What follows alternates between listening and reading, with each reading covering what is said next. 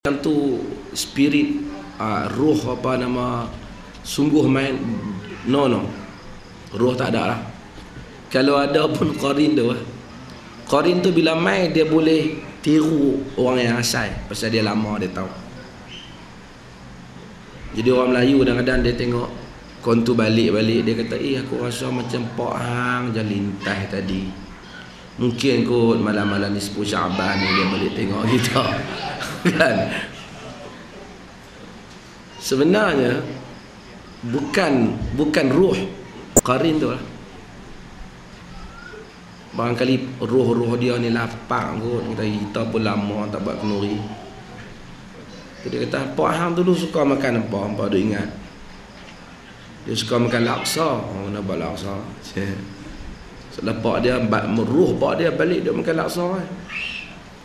Lepas tu kena bubur otak udang ke, dia suka otak udang.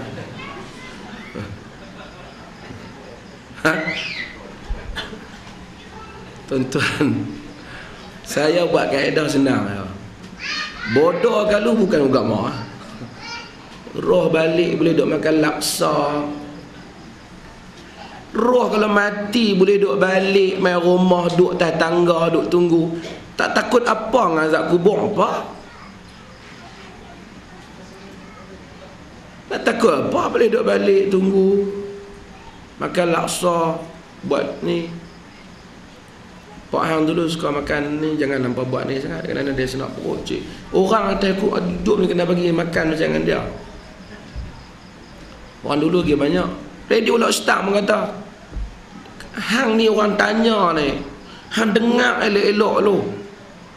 Satu orang tanya, Assalamualaikum Ustaz, ni mereka ni kata ni geng-geng hak muda-muda lah, mereka kata ni kenuri 7 hari, pecah perut semua ni nak buat apa?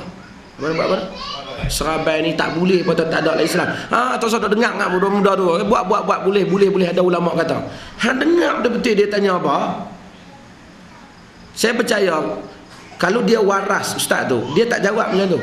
Mungkin dia terlalu semangat nak marah pasal perkataan orang muda tu, dia duk terbayang siapa-siapa.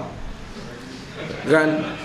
Dia terus dia kata, ada kalau agama ada serabai, Arab mana makan serabai?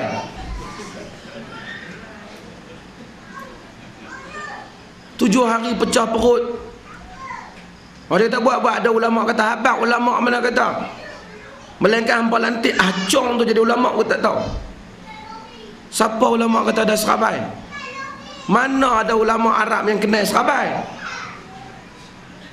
Jawab pun janganlah emosi, dengar dulu, jangan nak kata betul ya. Sebab tu agama ni, saya tak kata kat dia, mungkin saya ingat dia tu gopoh, dia tak faham. Tapi menghalalkan yang haram ni dikufurkan oleh agama. Murtad entah. Tetap benda tu haram di sisi agama, kita halalkan dia. Hanya semata-mata hawa nafsu kita. Hang dengar elok orang tu tanya apa. Saya tahu dia tu gopoh tu. Dia punya perkataan ni geng-geng muda ni, dia cium telinga dia, terus dia jawab.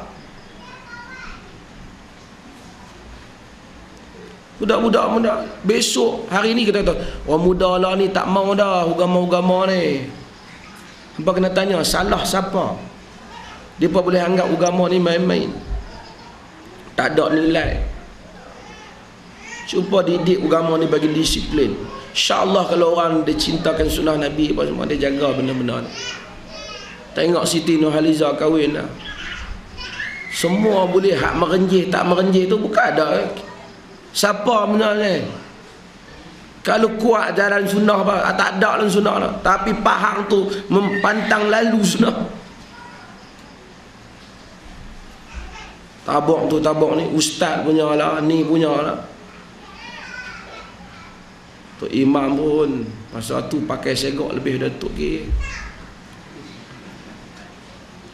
Sampai keliru kita mana satu. Tak apalah, tapi value orang agama, nilai-nilai. Kadang-kadang orang-orang yang atas ni dia anggap orang agama ni macam tuan-tuan tak rasa. Alah geng-geng ustaz ni dia bagi pisang malam Jumaat bersengat. Sebab tu dia faham malam Jumaat mana tak apa. Pisang. Memang dah ada, tak apple, strawberry tak ada. Hantar pun kira pisang pun pisang serikat RM3 tu. Ha? Setara dengan buruk saya tak kata aja kali tu. Ha? Tapi dia lah, hampir-hampir lah. Pasal kita orang agama gitu, value kita. Pulut kunyit. Pulut kunyit tu tak salah, tapi bila tak dikunyitkan mereka membuat salah, yang kunyit jadi salah. Pulut apa tak bagi kuning sikit? Orang kata pulut ni tak apa, kuning. Kadang-kadang tentang golongan agama dia bukan fikir secara dakwah. Apa salahnya kalau kuning pun bukan dia maksud kuning, tak apa hijau, tak apa merah, tak apa, penting nak makan.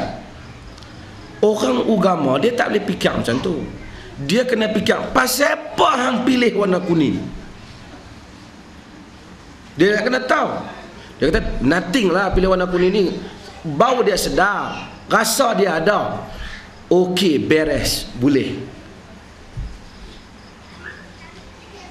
Tapi kalau dia kata, kalau tak kuning ni, takut tak berapa terima lah kenduri ni.